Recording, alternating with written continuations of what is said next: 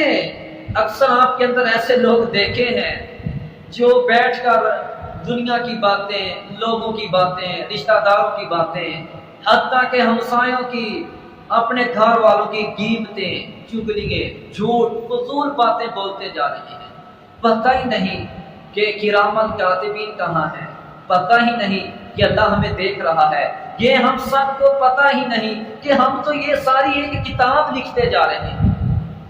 آپ جب بولتے ہیں، جب کوئی کام کرتے ہیں، آپ کا کام، آپ کے الفاظ، آپ کی باتیں ایک کتاب میں درج کی جاتی ہیں۔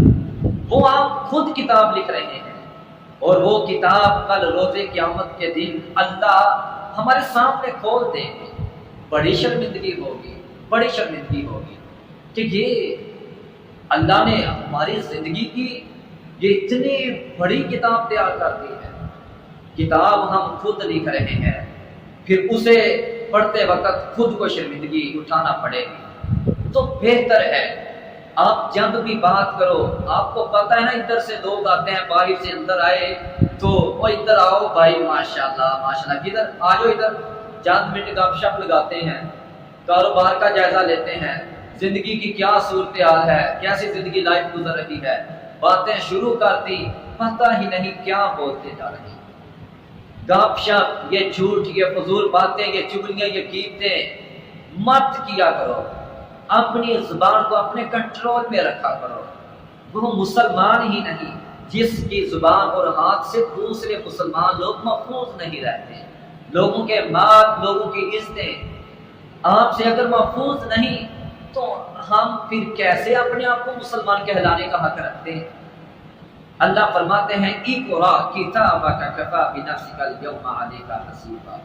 اس دن یہ لکھی ہوئی کتاب جو آپ کے سامنے پیش کی جائے گی، اے آدمی پڑھ جو تم نے کتاب لکھی ہے، پڑھ، تو نے خود لکھی ہے، تو نے خود لکھی۔ اس لیے بات وہ کیا کریں جس بات پر اللہ راضی ہو جائے۔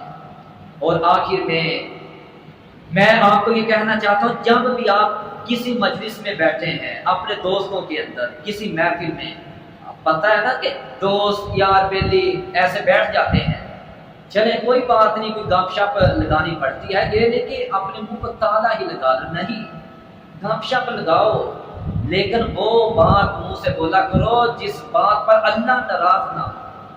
اور اگر آپ سے کوئی اچانک غلطی سے کچھ بولا جاتا ہے، کوئی غلط بات نکل جاتا ہے، تو آپ نے اچھی بات کی ہے تو اللہ کے ہاں قبول ہے۔